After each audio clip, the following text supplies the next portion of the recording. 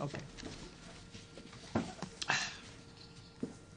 Now I need to drink water. Lovely.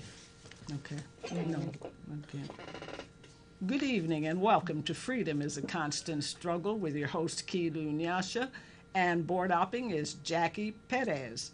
And my guests today, I'm happy to and delighted to say, are Tina Bartolome and Timothy Huey. And Tim is with Asians for Black Lives, and Tina is with Soul, and I'm going to share with you their bios. But I just wanted to let you know before I share their bios that this program is going to focus on police murders and brutality, as well as the organizations that are trying to resist this latest trying to resist fascism. So without further ado, I want to first introduce Tim Huey. Tim grew up in the Bay Area suburb of Walnut Creek and has lived in Oakland for the past 4 years. His grandparents are immigrants from China, and his parents were born and raised in San Francisco. He attended St. Mary's College of California, where he majored in communication with a minor in ethnic studies.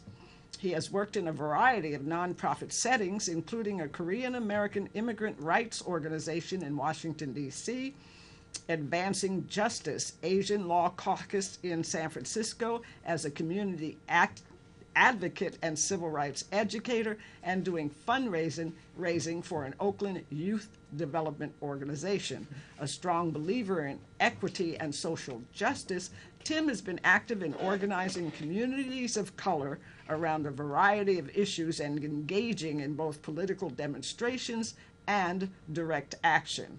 As a member of Asians for Black Lives, A4BL, he has strived to shed light on the systematic oppression of Black people, engaged with others about the connections, intersections, and need for solidarity between the Black and Asian American communities. And I'm so pleased to hear that. And now I want to go to Tina, and I'll share with you her bio, but before I do that, I just have to say that this gal has been one of my very dearest friends, and probably the best friend I have when it comes to coming to my rescue. Thank you. And also bringing color into my life. This is one of her first gifts of color. Tina Bartolome, Program Director of Soul, School of Unity and Liberation of Oakland, was born and raised in San Francisco, the daughter of working-class immigrants from the Philippines and Switzerland. Sometime in the 1990s, between unlearning the 500-year lie of Columbus discovering America, getting evicted, and fighting propositions to try 14-year-olds as adults, Tina joined the movement and never looked back. Beginning with the youth group Underground Railroad for the past 20 years. Tina has worked as a popular educator and community organizer committed to continuing the legacies of Yuri Kochiyama and Ella Baker to rise up and fight for liberation. For the past 5 years, she has been program director of Soul, starting in 1996 as a summer training program inspired by the Student Nonviolent Coordinating Committee's Freedom Summer. That's SNCC for those who are more familiar with the acronym. It has since grown into a national community organizing and political education training center. Soul prioritizes building the capacity of working class communities of color, especially young people and women, to effectively lead today's movements for liberation. Welcome, Tina and Tim. It's so good to have you here. And then I just have to say a few brief words about our third guest who couldn't be here because she is at a demonstration, a protest against these latest murders in Oakland. It's going on, that begins at 6, and she couldn't do both. So Nikita Mitchell is with Black Lives Matter as well as Soul, and a graduate of the School of Unity. So we'll miss her, but unfortunately, she couldn't be in two places at one time. So without further ado, we'll go straight to Tim. Tim, talk to us about some of the latest police murders that have gone down. Well, we've hopefully, at the very least, if the mainstream media is doing even a half-decent job, heard the names Alton Sterling and Philando Castile, both murdered in the last 3 days by policemen while trying to comply with orders from the police that came in basically shouting orders, trying to not de-escalate, but escalate things. And so I definitely know Philando Castile was murdered in St. Paul, Minnesota. And that strikes a chord with me because I do know several folks from the Twin Cities, including several Asian American activists and artists that have organized around several police cases of murdering people of color, including Asian Americans. And so that definitely strikes a chord because they are certainly activated at this point around this issue, as we are here in the Bay Area. So yeah, it's one of those. I mean, I've been on my computer and my phone for the last couple of days, just in some sense, just not again, and just putting out really the same stuff. The Black Lives Matter, stop killing black people, and like, why is it that we jump to character assassination of those that are murdered when they happen to have a little bit more melanin than other folks? And so, at this point, I actually put something up on Facebook where I was like, can somebody just post 20 pictures of cute dogs and puppies and kids? Because I'm tired, and I know everybody is, and I know we got to keep pushing forward, but right now I am just tired of having these conversations, of having to talk about this, and so we all need to take care of ourselves. And I think that's one thing to remind ourselves of is, in order to keep pushing, we need to take care of ourselves and each other. So I think that's one thing that's going to be very important in the next few weeks, months. That is so true. Yes. And one of the things I really wanted to emphasize is that the Washington Post, I mean, this is really exciting. Mm-hmm. Today, I mean, I felt like my mojo was working or something, because I'm doing this program that's going to focus on police murders, and the Washington Post printed an expose, and it says, the Post is documenting only those shootings in which a police officer in the line of duty shoots and kills a civilian.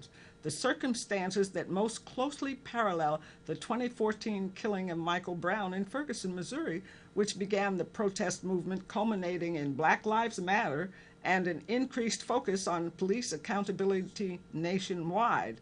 The Washington Post is compiling a database of every fatal shooting in the United States by a police officer in the line of duty since January 1, 2015. And so far, they've learned that nearly 1,000 people were fatally shot by the police, more than twice the average annual number reported by the FBI in previous years. Mm. Okay? Mm. So, and they also, you should go to the Washington Post today, and it's online, because they have printed a website, which unfortunately didn't print out, that you can go to send them information, because they're going to continue to collect and monitor all these police killings, which is really exciting news. Tina. Yes. I mean, I think part of just kind of building off what Tim was saying, and I think we're talking about this is a long-term struggle we're a part of, and as much as it's obvious and the brutality is exposed and it's obvious that it's racist and that the system is rotten at the core, there is both, like, how do we think of this fight in terms of long-term and short-term, and that knowing that even the knowledge that all these things are wrong isn't enough, right, to make the change, right? Yeah, we know what the problem is. Yes. But what's the solution? Yes. And I think we're in a moment where the killings are relentless. They're over and over and over again, and we show up and we take the streets and we demand justice, we demand reparations, we demand data gets released, so that we actually can prove that it's racialized, the profiling and the murders. We have to wage campaigns even just to get the data. Right. Exactly. And so there's these short-term, it's necessary, right, to have short-term like demands. But we also know that the long-term vision is actually we want a different system. We actually don't want police. We don't need police to feel safe. Actually, they make our communities feel unsafe. So how do we as organizers, as activists, as educators, how do we both like ground ourselves in the current fight and pace ourselves for the long haul? And, you know, I think because it is a protracted struggle. And that's why I think like we have the benefit of being in your presence, because you're a long-term marathon runner. You know, you've been with us for decades, and you have that long-sighted vision that I think some of the younger generation, I think, needs to hear and needs to have. You know, it's getting politicized in this moment.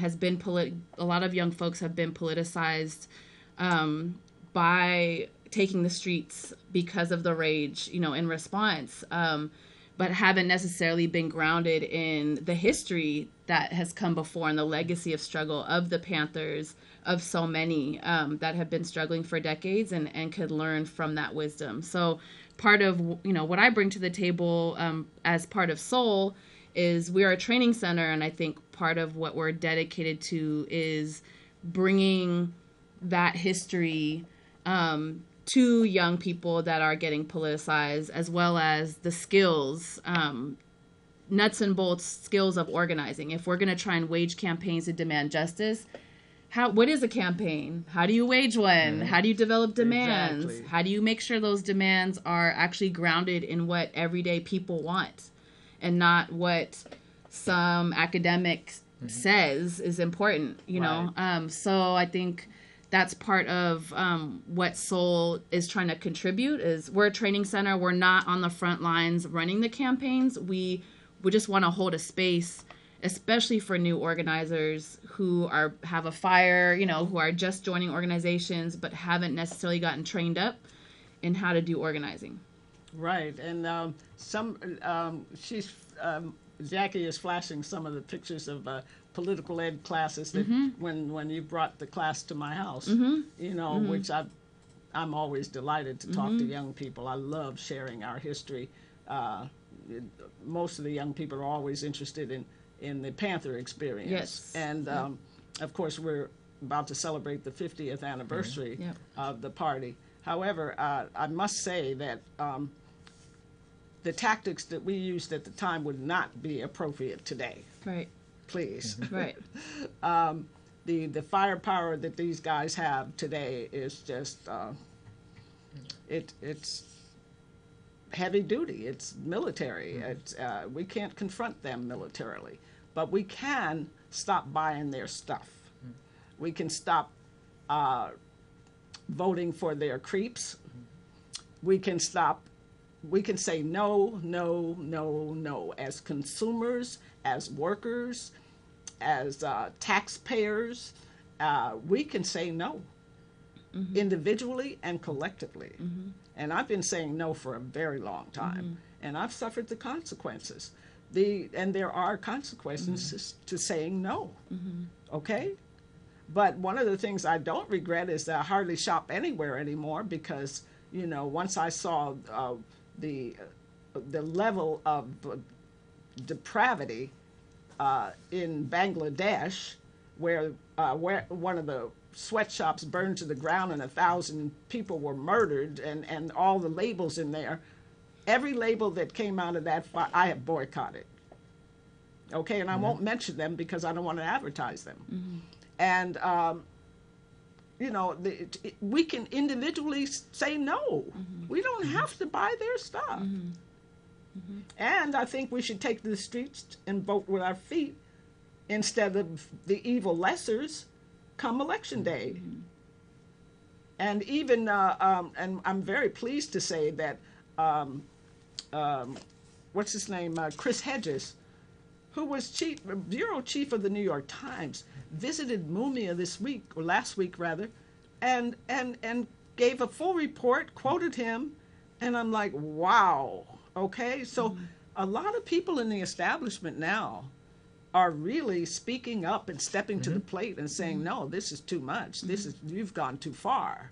You know, this is too fascist. Right.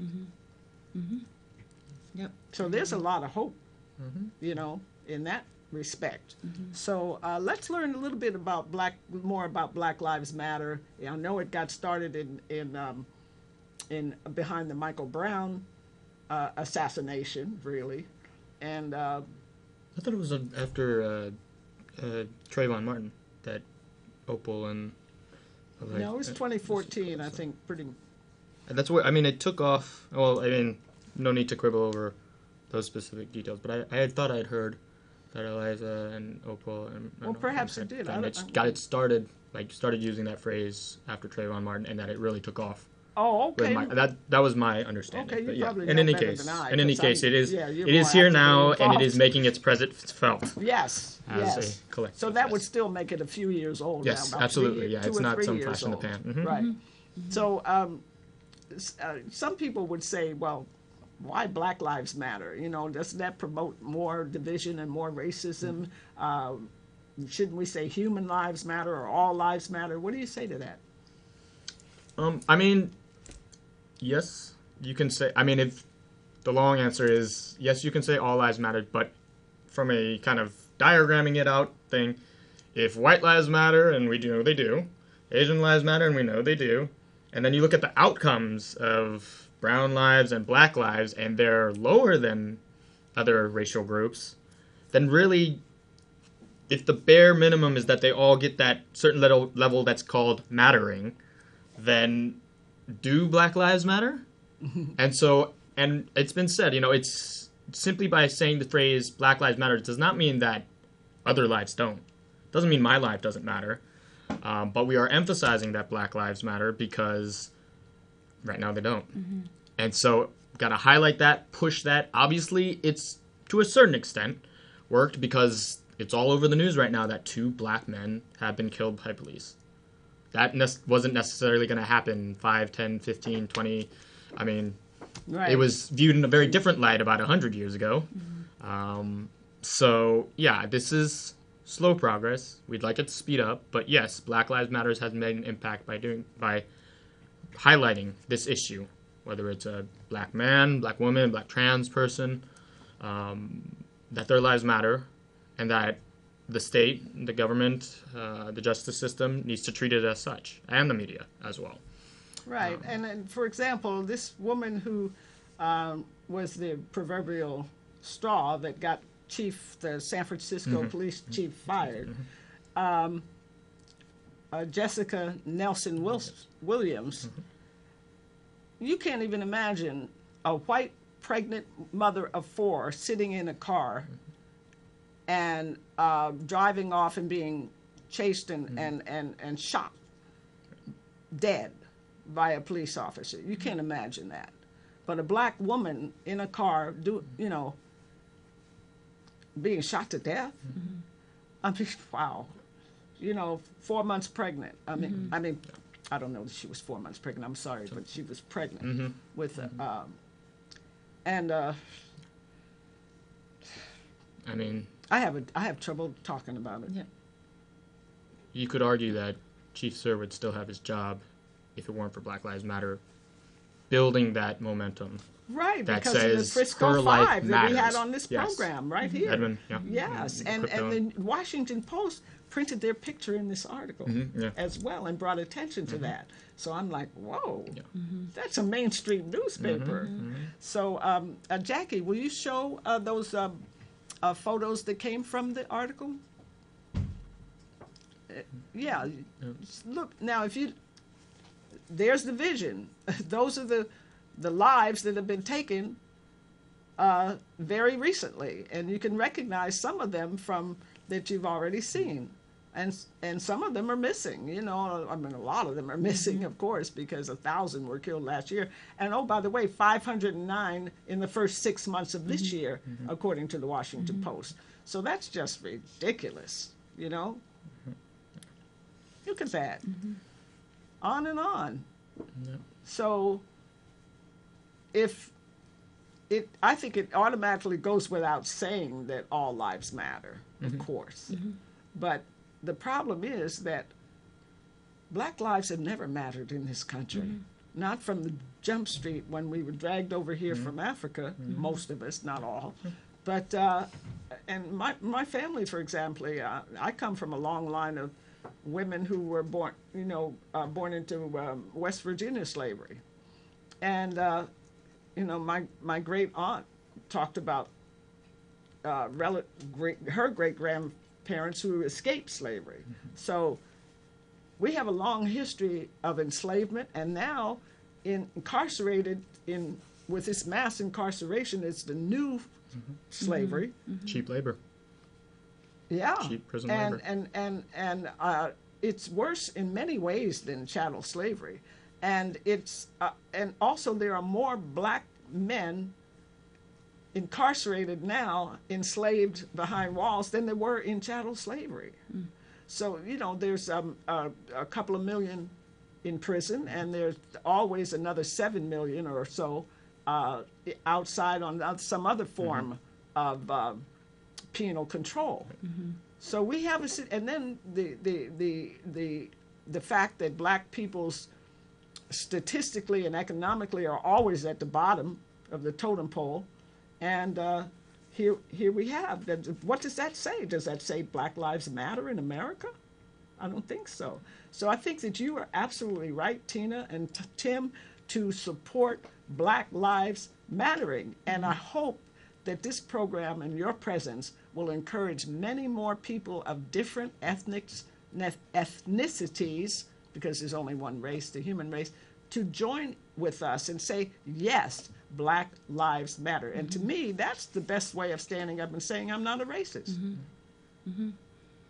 Yeah, I think part of what the power of Black Lives Matter, and I think, the other comparison I would say is like the phrase like the 1% versus the 99%. There's certain phrases that I think come out of crisis that really resonate with a lot of people, because it's just a simple way of like putting out the power dynamic that exists in this country, and having to say, even in the first place, and demand that Black Lives Matter is itself like just a call for dignity, right? Exactly. And just being able to point out that 1%, versus 99%, again, is something everyone is like, yes, we understand this. We understand that power exists like this, and it's being put into words. Now, what's that next step to taking it out to the streets, to having demands? And I feel like the past 3 years or so, there's been in the national consciousness more of a willingness of everyday people to show up and not necessarily know what's going to happen when you show up in the street, but to know that it's necessary to show up. Exactly. And that's where I think it's important for those of us that have been trained as organizers, that are activists, that have been doing this work, to build organizations for those folks to join, because we know that collective power is going to be, that is what we have. We don't have the money. We don't have control of mainstream media. We have numbers, right? We have rage. We have our understanding of what justice is, and we have the ability to show up. Yes, so I think that's part of why it's so important that people join organizations that are willing to stand up and take sides as fascism comes to the rise, as mainstream media tries to kind of flip what the story is of what's really happening, that you have organizations that people can show up to, find their political homes, find ways to take action and be in solidarity and community that's not just on Facebook, but that's that we are actually showing up and we're actually using our numbers. And sometimes it means shutting things down, right? Sometimes it means shutting down the BART system, because we're not going to let business as usual when someone has been killed by police and is getting away with it. Sometimes it means shutting down other daily things, like, because we have demands that are not being met. And I think this is what our challenge is, and our generation is, how are we going to use our imaginations to we know what we're against and what are we for. So I think that's kind of always where the tension is trying to figure out where we can occupy spaces. Yes. One of the things that I've been advocating, that for decades. I've been advocating that we boycott these elections and these selections. And so one year, many years ago, some KPFA colleagues and myself, we went and decided we were going to make big signs and go pick at the polls. And that was our theme, pick at the polls. And so we go marching down to the local poll station with our signs, and they told us, no, you have to be 3 blocks away. I said, at least. And I said, oh. So I thought about that, and I said, well, we could take it to the streets on Election Day, and those who want to do civil demonstrations, CDs, can pick at the polls and get arrested. And then maybe that would send a signal to the whole world that the American people are no longer supporting this undemocratic selection, big money game that's played on us every 4 years, and every 4 years we're asked to vote for the lesser evils. Well, evil is so evil this year. I don't have to describe it. I don't even want to mention the candidates' names. They are so evil. So I think that the only way to protest evil is to not support it. How can you be for somebody you're not for? Yeah. No, I mean, I would love to see the day where our movements are so strong, where that type of tactic was actually going to, like, carry some weight. I feel like we're too small right now. I feel like the left is too small for that actually work. My argument would be to come back with Margaret Mead, the famous anthropologist, quote, that indeed movements are always led by a minority, a small minority of activists. So our active movement is small. Yes. But the people are large. They're huge majorities all over this country of color. Because they've been labeling us minorities, majority of minorities. That's nonsense. We are the majority if you combine us. People of color. They can't ignore that. Within 30 years it's going to be, they can't even use the term minority anymore, even, like, technically speaking. No, it's stupid to begin with. It means less than, and we should stop calling ourselves that. We are the majority, just as the South Africans were the majority under apartheid. It's the same here. We have a small white supremacist ruling class, and we have and a buffer of brainwashed white racist working class that provides the buffer to the ruling class. However, we are still the overwhelming majority, and we are the oppressed majority, and we should be fighting back. If the small active minority, active group moves, right? The vanguard, and I'm not scared to say the word, the vanguard of the movement, those who are most progressive, move. In other words, get out front and pull. I think that we have the power of the people. We just have to unite it. And I also think that young people, what you just said is so true. We all need organization. Whatever organizations are local, join them if they're progressive or better yet, revolutionary. However, we need an umbrella. In South Africa, they finally brought all the groups together under the umbrella of the United Democratic Front. We need that here. That's something that people can start thinking about, uniting. And coming up with back in the 60s, we called it the United Front Against Fascism. We could use that name again, whatever. But you young people, you're the ones who have the creative juices. And you can come up with, I'm sure you can come up with some incredible solutions in terms of unifying. And that is the challenge right now. That's the challenge. As Tina put, like there is a minority of us that would be willing to do things that could move towards boycotting elections. But we have the numbers. Like you said, we have the numbers. It's a question of convincing them that that's the right tactic to take. And when you're talking about the large majority of people, they've been brainwashed for a long time that elections is the way to make change. And so it's gonna be more than a 4-year cycle of us doing something to convince them to boycott elections that it's gonna happen. I mean, to turn it back towards Asians for Black Lives, our parents and grandparents are the ones that fled words like revolution and socialism and things like that. So even though it's a completely different context, even though it's basically being used as a scare tactic by the political mainstream to keep people voting for democracy and for, you have a voice. It's going to take a much longer haul, longer trainings and education, and just a shift for that majority to decide to follow that minority that says we are going to boycott elections. We are going to, how do you know that? Disengage the system. How do you know that? Which part? That it's going to take much longer. It can't happen now. Based on both history, there's very little history that rapidly changes in a social movement like that without some catastrophic catalyst. Whether it's something like 9/11, which brought even further police state and Big Brother, or things like the Vietnam War, where all of a sudden sons were being shipped off to Vietnam.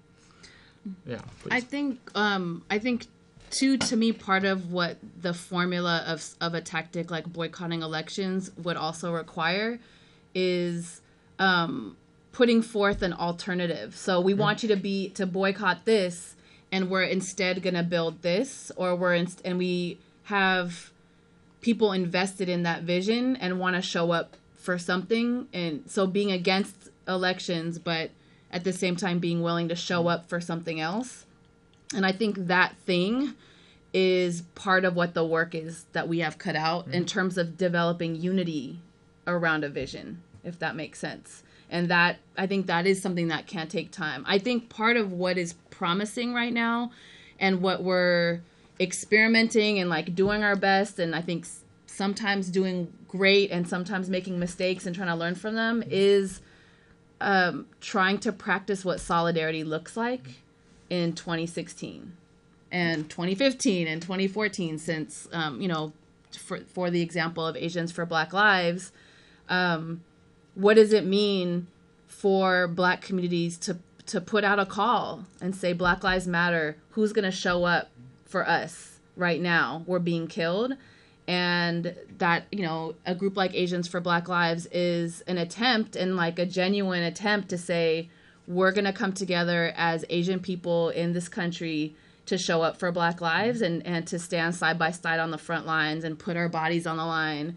And as a way to try to figure out, I think, you brought up the 60s and 70s, and that there's lessons there, but it's also going to look different today. Oh, of course. So I think we're trying to figure it out, right? Trying to use that creativity. Yeah, and like showing up, and part of it is, now it's been a good couple years of showing up, and a lot of it has been for direct action. And I think building trust. Just building trust between Black and Asian communities takes time. What about the Latino community and the Caucasian community? Yeah, so I don't think we can speak for them, because I know, but those groups do exist. Totally. That organize around this. There are groups now? Oh, yeah. Yes. Well, tell our viewers about it. Well, there's here locally in the Bay Area, there's the Bay Area Solidarity Action Team. BASAT, and they are not completely, but mostly white folks, white activists, that have actually a lot of capacity to pull off direct actions. And whether it's like they have the equipment to climb the flagpoles, or they have a lot of knowledge and experience to support actions. I think what I was asking, are there any other groups that are basically piggybacking on the same idea of Black Lives Mattering? In other words, is there a group called Latinos for Black Lives for Black Lives, or? I would say that BASAT is that group, one of those groups for for white folk as far as, I mean, they don't use the They term don't use the term. Black Lives in their name, but they certainly hold it within their principles. There's another it's centered group called Standing Up for Racial Justice, Surge. I can't remember where they're based, but it's not local. And they're also another organization that's meant to be for white folks that want to show up for racial justice. I'm sure there's other groups locally, I mean, not locally, but in other locales that are using Black Lives, showing up for Black Lives. But I think here in the Bay, Asians for Black Lives is really the only one I can think of that's like blank for Black Lives. That's a term. Yeah, well, I really like that. Yeah. Because it just says it right away. It hits you and it says, oh, you know, okay, it's not just black folks saying Black Lives Matter. And that's very important. And one of the things that I really am concerned about is, I lost my train of thought. Well, leadership. Okay. Well, okay. Leadership. We, in the past, I think one of the problems with our movements in the past is that we've kind of all been oriented, or I hesitate to use the word brainwashed, but for this, but we've been heavily influenced, let's put it that way, with the idea of the Messiah, the one great one charismatic leader, one wonderful, you know. And we've had some wonderful charismatic leaders, and we know that they've been assassinated. And you know, Malcolm X and Dr. King come right to mind, among many others who have been just taken away as soon as they become effective. So, you know, cut off the head, the body dies is the idea behind that. So, in terms of movement leadership these days, I've noticed that, like the Occupy movement and other movements have disdained having one charismatic leader, and I think that's a good thing. So what are the kinds of leadership that you envision? All I can say as far as our practices, Asian for Black Lives has made a point of trying to, I don't know if rotate is the right word, but basically build leadership amongst all of our members, whether it means it's something as simple as co-facilitating meetings, and so that rotates. So one person does like do two. Each person volunteers to do two. So you've got one person that already did the last one, along with somebody who's new, and just rotating it. And I mean, that's really how I kind of started stepping up within Asian for Black Lives. Was I said, sure, I'll help so and so facilitate the next meeting, and then facilitate the one after that with somebody else new. And so that really is one example of building leadership. And I know right now a lot of it, the challenge is that we're building all of our skills, whether it's as security teams for actions or medics or things like that, or direct being there. The challenge has been spreading out the relationships, because a lot of it is, I mean, one of our principles is deferring to black leadership, whether that's Black Lives Matters, Black Seed, Onyx, etc. And so, but a lot of certain folks within our group know more people in those groups, have built personal relationships. So that's one of our kind of continuing goals now, is to build those relationships with all our membership and black leadership, so that when it comes time to, you know, check in with somebody, it doesn't have to be the same person every time that's saying, hey, what do you guys think about this? How do you want us to step up? So. Gotcha. I think I can speak from the soul perspective, because we are focused on community organizing, and within that I think leadership actually means something very specific. When you're talking about you know, organizing is fundamentally about having the people most directly impacted by an issue being the ones to demand change around that, their conditions. Right. So the process of joining an organization, what we would call base building, the process of base building, you bring someone in who is being impacted by housing and eviction, and how do you fight for housing rights as someone who has been impacted by homelessness, or someone who has lost their housing. How do you go through a process to build up your leadership and be able to transform your own understanding of what's possible as an individual when you join an organization, right? And there's a whole science to what it means to develop leaders from those that are most impacted. And that's what makes me think of Ella Baker, Right. actually, Yeah. and why. And she was the leader of SNCC. Yeah, and Nonviolent Coordinating Committee. and her, I'm no expert on Ella Baker, but and I'm gonna paraphrase her probably badly, but one of the things I love about her is her definition of a leader is someone who has the ability to develop other leaders. All right. And that to me is the measurement of a leader. Is that you're not just the figurehead, you actually are investing in developing other leaders. And just thinking about how that's sustainable, right? That's creating movements where it's not just about one person. It's actually like raising each other up.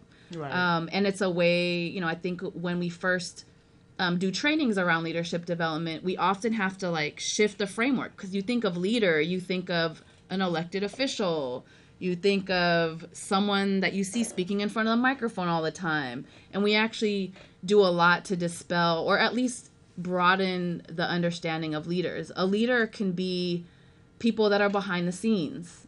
In fact, it most often is. A leader can be someone facilitating a meeting that actually doesn't talk that much, but has created the space for others to talk, right? So leadership does not always look like you're talking the most and you're saying the smartest things. And that creates a ton of room for all different types of leadership. Leader is not a star or a celebrity. Yes. I mean, it can be, and it has to be so many other things. Yeah, exactly. And it has to, I think the definition of leadership needs to include a process to support people who are directly impacted to engage in changing their own conditions with others, right? And that transforms you, and then you win things, right? You dare to struggle, dare to win. Yes. And I think that's part of why looking to history, looking to people like Ella Baker, who turned that process of developing leaders into a science, into an art, and looking at the legacy she left behind for how do we develop leaders today, I think is important. Right. Yeah, wonderful example, yeah. Yep. So let's talk a little bit more about soul and the processes. Yeah, You've been all over the place. You've been to Pittsburgh, you've been to New York, you've been in different parts of the country. When you brought kids to my house, they were from all over the country. And so, yeah, I think what we're up to is trying to develop the capacity of working class communities and communities of color, of especially young women, young people from those communities to organize. And when we say organize, we mean building up the power of organizations and individuals to be able to fight and win immediate improvements in people's lives. People don't fight for ideas, they fight for changed, a quality of life, right? But then also to fight for changing the relations of power in this country. Right. So we're trying to, when someone comes to a training and they want to become an organizer, part of it is just the nuts and bolts of like, how do you develop a campaign? How do you do outreach? How do you recruit people to join your fight? As well as like, how do we understand the systems of oppression that exist in this country and creating these conditions in the first place? Because we're not just trying to win reforms, right? We're trying to win a long-term systemic change. So part of what our trainings do is try to impart those basic hard skills. Literally, how do you do cold outreach, on the bus? If you're trying to fight for transit justice, how do you talk to someone and find out what's going on with them and then see what their issues are and then get them to come to a meeting or turn out to a rally, right? Because we're building people power. Exactly. But knowing that we're trying to connect the dots at the same time and say, there's no buses running in your neighborhood after 8 o'clock because you live in a poor neighborhood and they don't care about how you get home, right? They're just going to cut the bus line because they're doing budget cuts and neoliberalism is the order of the day in this city now, right? How do you connect that to the fact that there's also a power plant in your neighborhood, right? And that's environmental racism. So we start to connect that it's not just this one issue that you're facing. It's like there's all these things that are connected. And then who's benefiting actually from all these horrible conditions? It's often the same corporations. It's often the same officials that are supporting these corporations. So I think in our trainings, we're just trying to create space for people to think about what do I experience in my daily life? How am I being impacted? How do I connect that to these bigger picture, this larger system? And then how do I join up with other people and other efforts that are trying to fight and demand justice? Right. So, I mean, I think that's kind of what we're up to in like a bigger way. And hopefully coming through the trainings, you're getting elements of that. And we've seen that kind of across the country. There are really, really exciting and important gains being made and led by young people across the country, especially around education justice. Good. What are some of the some particular successes? Yeah, I mean, I think like in LA in particular, there's been some wins around changing school discipline policies, right? So we know about the schools to prisons pipeline. So people of color, working class youth of color get tracked very early on, and get on a track to, they get marked up for suspension, they get detention, or beat up by a police officer. They all of a sudden get have a record. They get kicked out of class for willful defiance, which could be anything from chewing gum to tapping your foot. So I think there's been campaigns to actually change those rules so that willful defiance is no longer just anything a teacher wants it to be, right? Where you can't just get suspended for anything, right? And then, there's other laws that were like, if you show up late, you get a $250 ticket. And, you get slapped with that ticket. You're in ninth grade. This happened in LA, right? But young people organized for years and demanded that law be struck down. And they won. Right. So just to get, and that's there's momentum across the country of, from New York to, other places in the country that are trying to really target school discipline policies to point out that, like, we don't want a punishment culture.